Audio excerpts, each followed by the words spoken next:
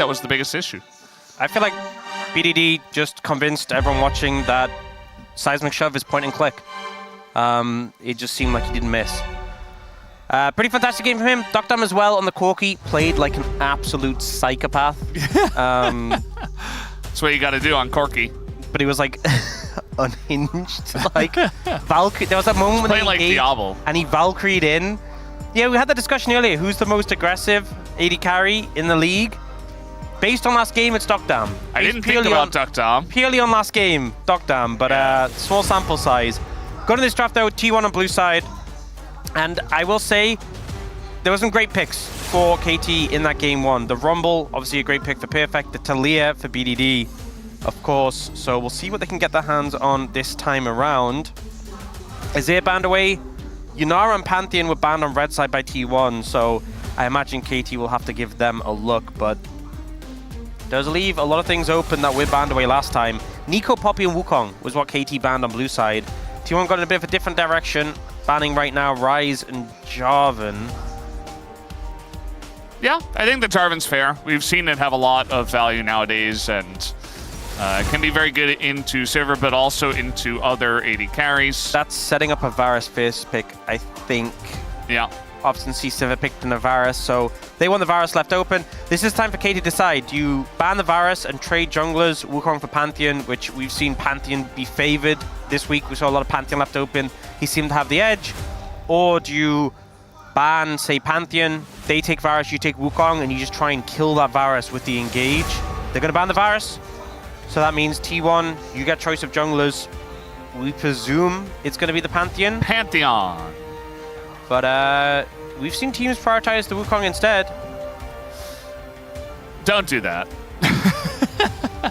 I mean, you do have an option if you want to set up something, but it's generally better to go for Pantheon. That's what we would say is the correct decision. Pantheon extremely strong, capable of doing just 1 million damage, and that global pressure does make me think as well, Galio being open and available, Pantheon Galio is a very scary mid-jungle to play into. KT could go Wukong Annie though. Wukong Annie, pretty strong combo. Oh, the Ryze group combo, yeah. Really powerful level of engage if you pair those two together.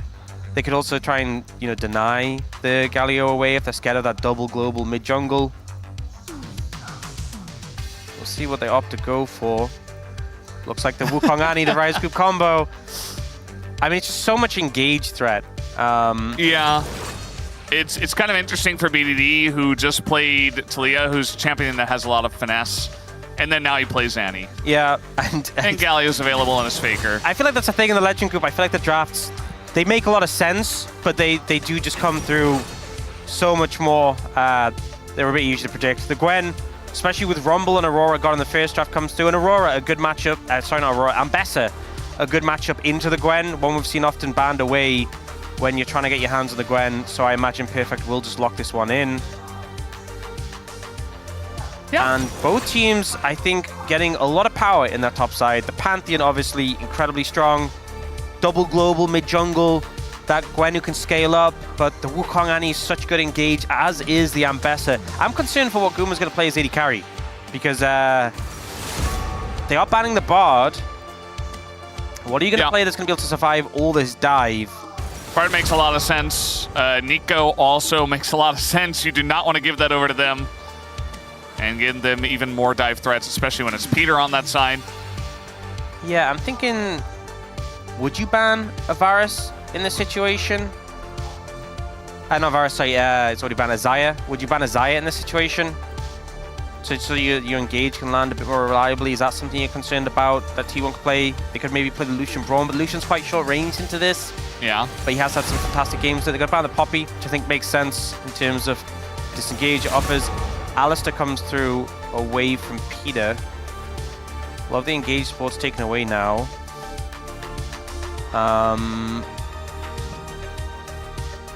Yeah, you still got stuff like, you know, Rel. Rel's out there. Rel kind of stands out. Nautilus. Engage supports left available. So you could just lock that one in. I don't think there's anything left that you're really too concerned about playing into. Yeah. Unless you're like really scared of like Lucian Braum coming. Braum, yeah, that's what I was... Maybe they go for it. Let's see what the pick will be here. It will be the Nautilus. I feel that's kind of like, I don't think Rel matchup is as bad as the Nautilus into Lucian Braum. So I feel like T1 might just go for that here. That being said, it does feel a little bit bad not having amazing primary engage with the Galio, but to be fair, the enemy team is going to be diving into you. So I think you are going to get that value. I think KT probably just go like, they could just go Kai'Sa Nort if the lane matchup's okay. Lucian and Braum. Yeah.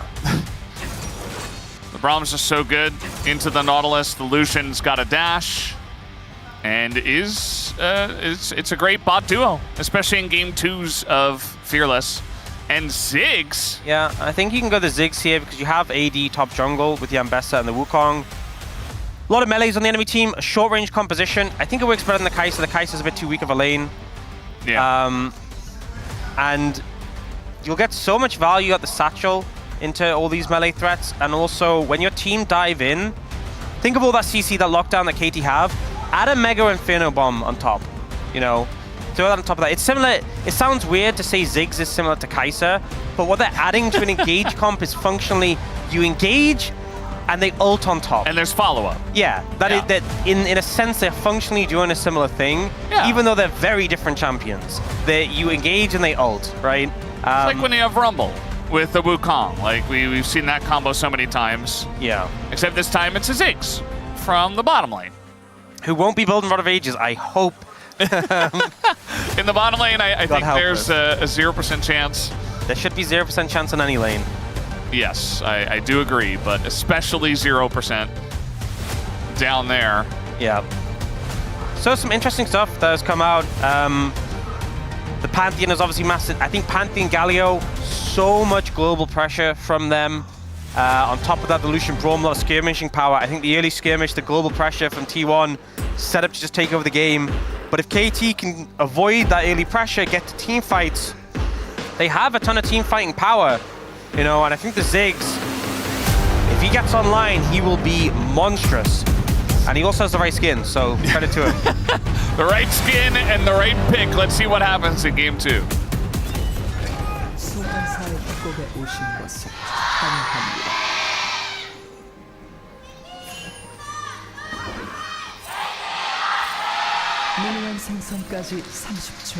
Alrighty, here we go. Game number 2. KT in the lead, and I know some of you out there were getting very ecstatic after that victory in game number 1. It was a close game, but now it's game 2. T1 were on blue side, and they've got Braum. They're going to try to go for the level 1 here with their Braum, but that extra damage does come out first from the guys hiding on bush. Hook does come in from Peter. Another Q does come through. There's the stun from the Annie. Definitely kind of on a knife's edge, but feels a bit better for KT here. Yeah, Carrier's low. He actually burnt a health potion because he don't have to go back. And burnt heal. So this is super favorable towards KT. Super scary to take that sort of trade into a Braum as well with how strong the level 1 is. But they navigated well. They expected the invade, right? You have a Braum, you want to do something like that. And KT coming up pretty heavily on top. Carrier being so low in the early levels, where you expect to see the Lucian Braum try and have some dominance now on the back foot. Yeah. Curious about this matchup for sure. The top lane. I mean, we saw Perfect playing an unfavorable... Kuma's got the angle, gonna land the concussive blows, but does take hefty amount of damage himself. And now the heal's going to come out just to save him there. More damage coming out from the bombs. Duckdom continues to run at them. Doesn't matter what pick he's playing today. He's got a vendetta against these guys. Getting some good damage. Has to watch out for the level 2 here. Something to note is that you don't have a combat summon on the Ziggs because you have TP, but Guma went cleanse for the Annie. It's not really super high value. You can cleanse the Nautilus route, but it's not that valuable in lane. So as a result, it's kind of mostly about the heals, and they've both been burned. But some good trading. Oh, that was a good cue. Little fakey, you know, throws the order at Carrier and Guma. That's beautiful. It's what you want to see. That one not gonna work as well. Yep. A little bit of satchel damage there. And they can hold the wave here. Actually in a good spot. If they can hold this in front of the tower, This is pretty nice. Doctam can even reset and teleport on the back of this. And the wave even held pretty far up here by Perfect. Yeah, Doran's going to TP bot. But they have double TP on KT, so I think they're fine adjusting for this. Although it looks like they're not going to TP bot. Looks like the wave is actually going to bounce back. I think the minions were a bit too low that they try to hold. Yeah. I'm not sure they're really going to be able to do anything about Doran as well. He's not really in a position where they can set up a dive. But they should be able to zone him off some CS as it pushes in. But yeah, the top lane matchup, I mean, we're not going to see much of it now, but we saw Perfect in a bit of an unfavorable matchup early. Now in a favorable matchup, so hopefully it goes well. Guganani, we talked about it being undefeated in the Rise group. It's just basically undefeated in general. Yeah. In the LCK round 3 to 5. Who lost very on well? this? I remember that game, but I don't remember the teams. I remember the game and how it happened, but somebody did it. Oh, BDD is just bullying Faker out here, and Ona looked like he was trying to come in for like a Reprieve gank to help out his mid laner, but when Faker's not HP, it's not a gank, it's a 1v1, you know? You're not able to help out your mid laner when he's that low. BDD putting a lot of pressure. Obviously, Galio, once you get some MR, it's not going to be as bad, but he's down already so far in terms of farm. Have to use the W just to soak up the damage there. Yeah. This is a great start for the Annie. The bot lane matchup's been going well. Doctam is about 10 CS up on Guma. Lucian Brom has been doing well. Yeah, 5-game winning streak after losing twice in Legend Group specifically. That being said, those are the winning teams in Legend Group, you know? Yeah. It kind of says, I feel like that's the thing with some of the stats from Legend Group. It says something, it's like, well, the best teams are prioritizing it, which, you know, yeah, exactly. That's obviously good. And to be fair, those teams do play each other as well. Yeah. But they do also just win a lot. Just feels like, as you were saying, like the prio and graphs, it does vary depending on which team it is. Oh, the satchel back. Doran has to flash. At least he's got flash and not exhaust in this game. Some good moves there from Doctam. And you see Cuz is actually shadowing Perfect. Worried about potentially if like a dive was going to come in. But Ona's actually on the bot side. And I'm a little concerned for Doctam and Peter in case something does come from a gank. But I think Doran's a little bit low and Faker's not in a position to move yet, so should be okay. Tibbers available now for BDD. Could look to continue putting on a lot of pressure here. The more pressure he keeps up on Faker, the harder it is for Faker to move, the more space the rest of BDD's team has. Speaking of move, it's always scary. This is the thing, if you have prio on the Galio, whenever you clean a wave, you just move into the fog of war. And wherever you move, he's just immediately scared. You know, he moves topside, Perfect's like, oh, is something happening? He was just getting a ward down, nothing's to come from it. But the problem is Faker is struggling to get prio. And now he's just had a bear drop in his head. Tempo bear. But he is getting to that point where he can just one-shot the wave, so he's taking a lot of damage, but trying to move up towards the top side of the map. TP now coming out here from Peter, actually, just to cover on the top side, and Swap is coming in once again. Yeah, Perfect struggled a lot in the, understandably, playing into the Lucian Braum, hard to really get farm. So he has fallen behind compared to Doran, but he has kept up an XP, which is the more important thing, but still not ideal. And Guma has also been able to farm up and make up the deficit he had against Doctam. Doctam will pick up a bit here as Guma is recalling. Yeah. No first blood just yet. Just waiting as these guys are going to go head-to-head once again. Yeah. We've seen Owner on this Pantheon not really be able to find an angle early on in the game. And now both he and Cuz are going to be level 6. So Cuz able to get out of that early game drought of the Wukong. Yeah, they're all obviously pretty powerful for the Wukong, but I will say, Sundered Sky's huge spike that Owner's going to access first. I feel the Wukong, once you get the 2-item spike, that's when you're just so strong, because you go the Sundered Sky second with the Triforce first. Needles coming on out, perfect. In a little bit of trouble, has to flash the last set of needles. Yeah, Doran really punishing Perfect here. Speaking of punishing. Yeah, gonna be able to hook a little bit ahead. Doesn't really help him out there too much. Guma does take a bunch of damage on the backside from Doctam, who's full health. But it's Ziggs, so, you know, sitting on Lost Chapter. Not a huge threat at this point in the game. Oh, I think, yeah, Perfect just ulted and found Doran there. Got a big trade back. Yeah, I mean, once you have Lost Chapter, you can just kind of clear the waves pretty effectively. And even though they got Peter low, you know, Guma's a bit low on mana. I think KT feeling somewhat confident here. Yeah, looks like they want to go for the trade. They're just going all in on the Pantheon as down he goes. Owner 100 to 0. And now the turn on to Guma. Feeling pretty good. He's going to have to flash the satchel. Mega Inferno Bomb. And yeah, the satchel gets Keria back. It gets him in range of EDD. It's 2 kills for KT here in the early game. I love the decisiveness there from KT. You know, so often Pantheon is a hard target to focus because of his E, stole so much damage. You could easily have seen that going wrong if they were a little bit hesitant with how they approached it. Especially when there's a Braum around. You know, you could easily dump so much of your damage and it be negated, but they immediately explode Owner. The Galio ult comes down, it doesn't really amount to much. See how this goes. It's BDD goes for the stun after the Cyclone. Owner just doesn't get to play the game. And then they look here for Guma. He is forced to back away, forced to flash, and the satchel that comes through from Dam is perfect to set up the kill on the carrier. It's actually like he hit it with the ult, so that carrier didn't see it and didn't get to flash it. We got a wah from BDD. That's the reaction you want. I mean, he's playing really well. Dam's playing really well. It's going to be hard, actually, for POM. Like, BDD did have an insane performance in Game 1, but if Dam begins to pop off on the Ziggs... I mean, Dam has to have a... He was really good Game 1, but BDD was insane. I think Dam has to have an insane Game 2 to kind of dethrone BDD, but he's still in the running. I think that is for sure. Ziggs is definitely a lot flashier than Annie. I mean, Annie...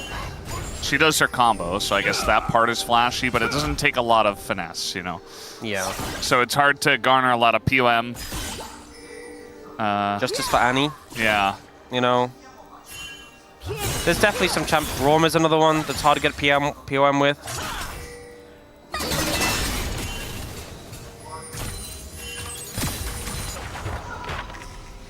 Yeah, no looking at the first dragon yet. Do you see... Carrier was just in the vicinity, setting up some vision. I feel like this is the annoying thing about Galio, is that objectively BDD one lane, right, had the advantage, and now he just gets shoved in permanently because Faker has Merc Treads and a Root Crystal. Yep. And eventually Hallowed Radiance. Yep. And then you really don't have any ability to do anything. Oh, perfect. Well, he would have seen off that ward. Yeah. Yeah.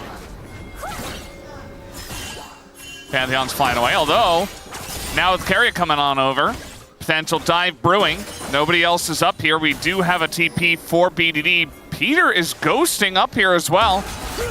Will they try to help him is the question. Yes, they absolutely will, but the ult from Perfect is actually perfect. Gonna get on the backside of the turret, and now he's got the peel from his team. The bear comes down and turns this fight around. Doran and Keria just running tail between legs as they can't get away. Keria just trying to sacrifice himself, but the dominoes, one by one, are falling into the hands of KT once again. And they're getting the Infernal Drake. What aren't they getting, Ox? What a play there from KT. Perfect, handling it so well, able to mitigate the dive with that ultimate, and then everyone's there to respond.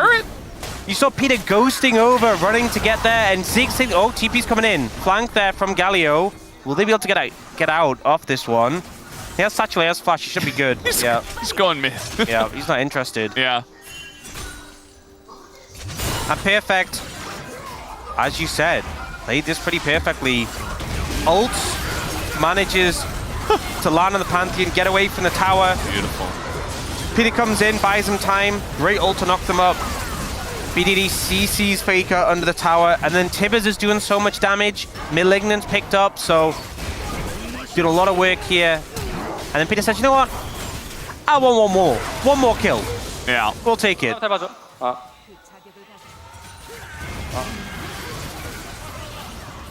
카트 더블 왔어. 나 스킬 할 때요. 당연 살아.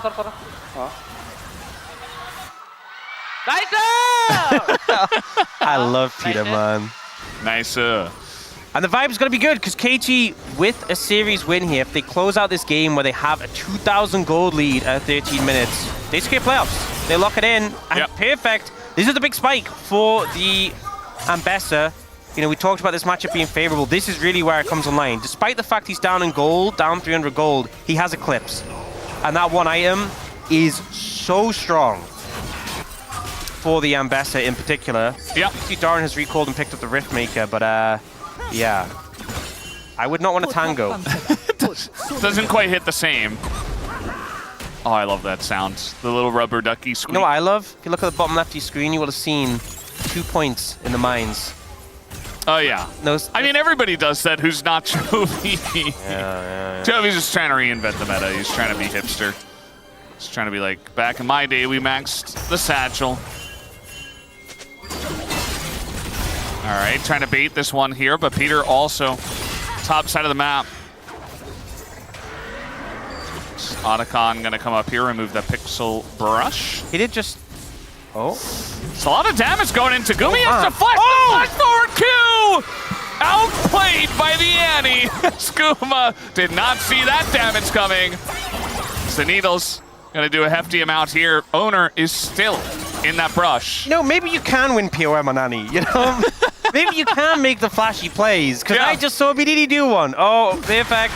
Okay, well, he didn't expect Owner to be there again. Nice flash away from Doran, but you're just not locking him down. T1 can't get anything in this game. Oh, unlucky Peter didn't get the dredge line there, but... Oh! All right. Oh, man! Perfect is running circles around them, and if we're being honest, Perfect is the player on KT who has struggled the most. He is the player who has been challenged the most and who has had the most issues, and he is playing so well this series. Oh, this is against the stun. The Tibbers comes in. Dimar shredding that final flash Q. Annie not difficult to play because she has very obvious constraints, right? Like the range on her Q, when her stun is available, right? Guma, he greeted for 1 minion. He's like, I should be okay. I'm going to get this minion. Yeah, I might get stunned. It's fine. I'm going to dash away, whatever. And that's what killed him. He was just dead. That was it. Playing Lucian into stuff like Annie, Wukong, Ambessa, Nautilus, very thin margins for error. Yeah. If you're in range to auto anyone, you're in range to be brutalized. Yeah. You're enraged to be in the receiving end of some pretty nasty combos, if we're being honest. And Guma experienced that in that play.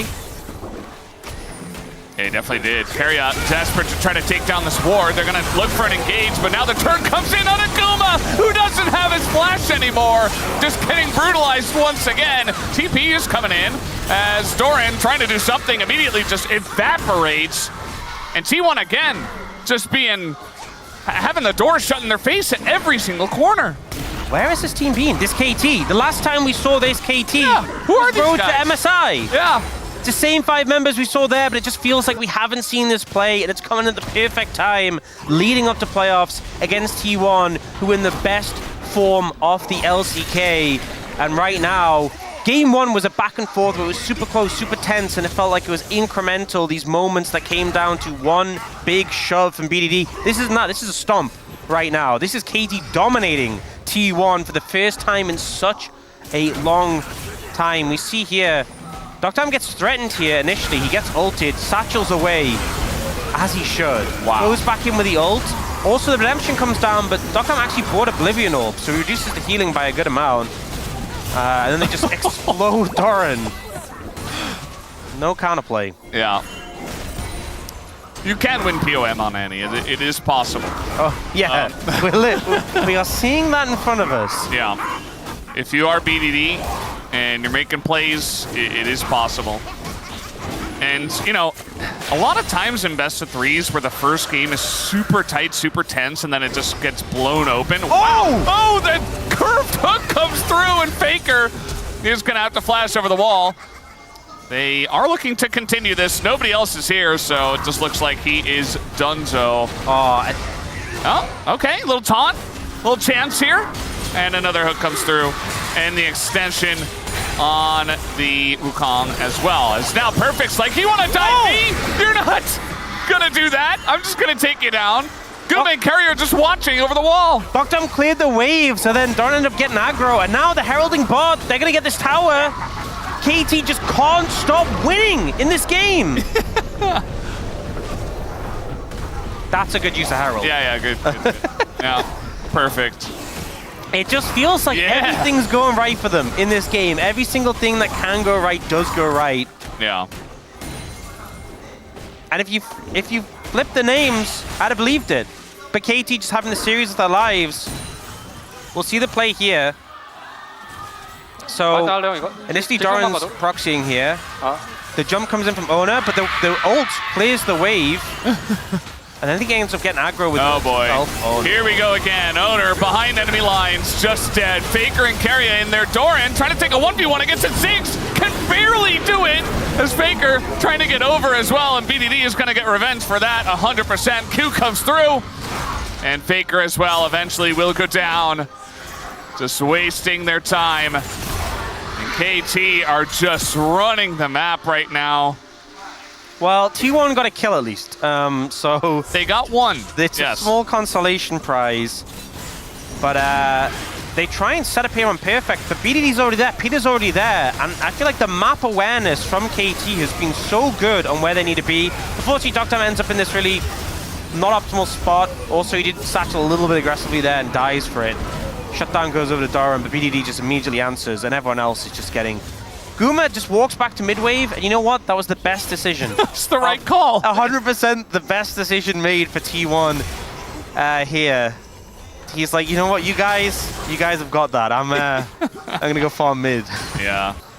And you know what's funny is if you look at the deaths, everyone has 3 deaths, and Guma only has 2, because that was the time. I wonder why. That was the time he said, I'm not coming along anymore. Yeah.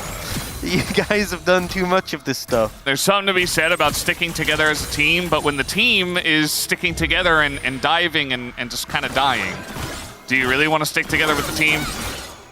I don't believe so. Damage dealt goes Duck Dom, BDD perfect, and then Doran with the needles. Yeah. I do think also, I mentioned it earlier, but the Oblivion Orb, earlier Oblivion Orb pickups, it's a really good item for Ziggs. He's really good at applying it, Ziggs is. Yeah. Better if you have like a dot item. Okay, well. That was a misclick, I believe. Yeah. Direction. Maybe a little jump scare from the invisible Wukong, but wow. Yeah. But yeah, as I was saying, insult to injury here. With Sundered Sky and Redemption being so popular, I feel like Oblivion Orb early has gained a lot more popularity. And Ziggs so good at applying it. Better if he has like a dot item, like Fire Torch first, but still really good. And Perfect, he just keeps going in, and this time, no, he's going to be totally fine. The follow-up comes in from Peter and from BDD, and even with all these damage dealers on the side of T1, yes, the 1 kill goes over to the Gwen, but they're taking the Otacon while this is happening. As, just going to use the heal just to get out of dodge. He's got Ghost as well, if need be. Look, this game is looking... It's just constant wins for KT. And right now, it's pretty clear that BDD is going to get POM. I'm going to be voting for BDD. Oh, yeah. But this is 14 out of 14. But I really want to praise Perfect, who's going for these crazy aggressive plays, making them work. And the thing is, BDD has been playing good all year. Perfect has been struggling. And this series, he's just looked like a different player. Yeah. If Perfect continues to play like this, KT are going to be a real threat. And I really hope he does, because it's... You know, game 1, he stood up to Doran in a matchup that was weaker, and this game he was just flourishing. He's been targeted by T1, and he's just soaked the pressure, turned it around, and made some phenomenal plays. This is the Perfect that KT've been hoping for.